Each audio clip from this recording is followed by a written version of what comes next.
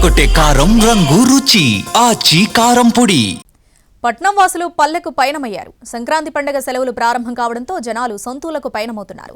దాంతో యాదాద్రి జిల్లా చౌటుప్పల్ మండలం పంతంగి టోల్ ప్లాజా దగ్గర వాహనాల రద్దీ పెరిగింది. హైదరాబాద్ విజయవాడ జాతీయ రహదారిపై వాహనాలు కిటకిటలాడుతున్నాయి. హైదరాబాద్ టు విజయవాడ నేషనల్ హైవేపై రద్దీ పెరిగింది. చిట్యాల మండలం పెద్ద కాపర్తి దగ్గర ఫ్లైఓవర్ నిర్మాణ పనులు జరుగుతూ ఉండటంతో వాహనాలు స్లోగా కదులుతున్నాయి. సర్వీస్ రోడ్డుపై నుంచి వాహనాలు వెళ్తున్నాయి. దాంతో ట్రాఫిక్ జామ్ అవుతుంది. ఇరుకు రోడ్డు, వాహనాల ఫ్లోటింగ్ ఎక్కువగా ఉండటంతో వెహికల్స్ స్లోగా వెళ్తున్నాయి. పెద్ద కాపర్తి నుంచి వెలిమినేడ్ వరకు జాతీయ రహదారిపై సుమారు 6 కిలోమీటర్ల వరకు ట్రాఫిక్ జామ్ అయింది. హైవేపై ట్రాఫిక్లో వాహనదారులు నరకం చూస్తున్నారు. మరింత సమాచారం మా ప్రతినిధి వినయ్ భాస్కర్ అందిస్తారు.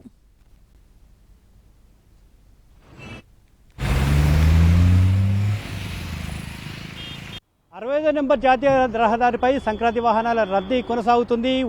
ఉదయం ప్రారంభమైన రద్దీ ప్రస్తుతం కంటిన్యూ అవుతుంది. అంతకంతకు రద్దీ పెరుగుతుంది. మనం విజువల్స్లో చూడొచ్చు. వాహనాలన్నీ కూడా విజయవాడ వైపు 65 నెంబర్ జాతీయ రహదారిపై విజయవాడ వైపు బారులు తీరై నెమ్మదిగా కదులుతున్న పరిస్థితి ఉంది. బంపర్ టు బంపర్ మాత్రమే వాహనాలు వెళ్తూ ఉన్నాయి.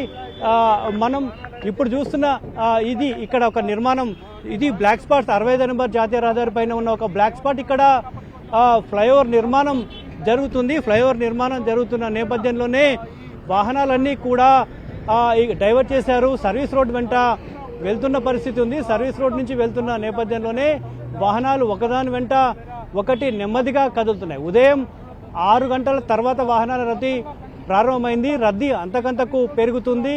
ఈ రద్దీ మధ్యాహ్నం తర్వాత మరింత పెరిగే అవకాశం ఉంది.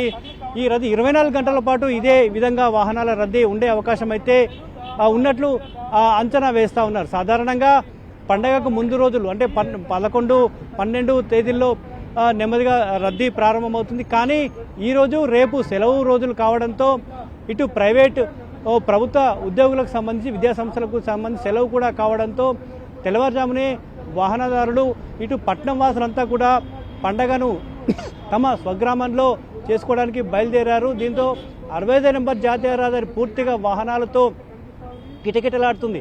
ఈ నేపథ్యంలో రంగంలోకి దిగారు పోలీసులు. ఎక్కడెక్కడైతే ట్రాఫిక్ జామ్ అయ్యే అవకాశం ఉంటుందో అక్కడ పోలీసులను ఏర్పాటు చేశారు. ట్రాఫిక్ జామ్ కాకుండా చర్యలు తీసుకుంటున్నారు. ఒకవేళ ప్రమాదం తర్వాత లేదా సాంకేతిక కారణాలతో ఎక్కడైనా వాహనాలు కనుక నిలిచిపోతే అక్కడి నుంచి వాహనాలను తరలించేందుకు ప్రత్యేకంగా భారీ క్రేన్లను కూడా ఏర్పాటు చేశారు. అనుకోని ప్రమాదం జరిగితే వాహనదారులు ఇబ్బందులు పడకుండా అంబులెన్స్ సౌకర్యం కూడా ఏర్పాటైతే చేసిన పరిస్థితి చాలా స్పష్టంగా కనబడుతూ ఉంది. దాదాపుగా 3 లక్షలకు పైగా వాహనాలు సంక్రాంతికి ఈ రోడ్ నుంచి 65 నెంబర్ జాతీయ రహదారి వెంట వెళ్లే అవకాశం ఉంటుంది. కాబట్టి దానికి అనుగుణంగా అధికార యంత్రాంగం చర్యలు తీసుకుంది. కానీ ఈసారి గత ఏడాది కంటే ఈసారి అధికంగా వాహనాలు వెళ్లే అవకాశం అయితే ఉన్నట్లు అంచనా వేస్తూ ఉన్నారు. ఎక్కడ కూడా ట్రాఫిక్ జామ్ కాకుండా జాగ్రత్తలు తీసుకుంటున్నారు. మనం విజువల్స్లో చూడొచ్చు.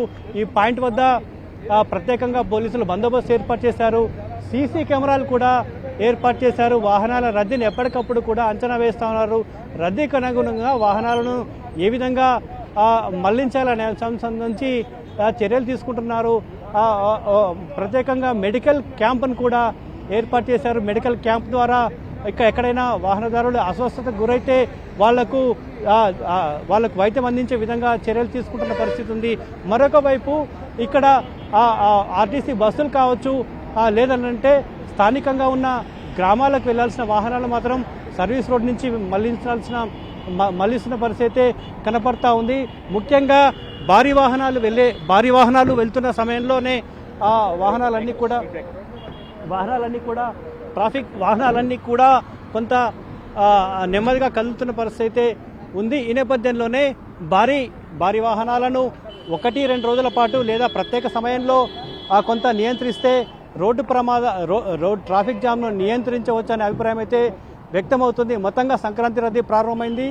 రేపు ఎల్లుండి వరకు కూడా ఇదే రద్దీ కొనసాగే అవకాశం ఉంది. ఇందుకు వాహనదారులు ఇబ్బందులు కలగకుండా పోలీస్ యంత్రాంగం ఇటు టోల్ నిర్వాహకులు జాగ్రత్తలు తీసుకుంటున్న పరిస్థితి ఉంది. కెమెరామెన్ బాల్జో, విజయభాస్కర్, NTV, నల్గొండ జిల్లా.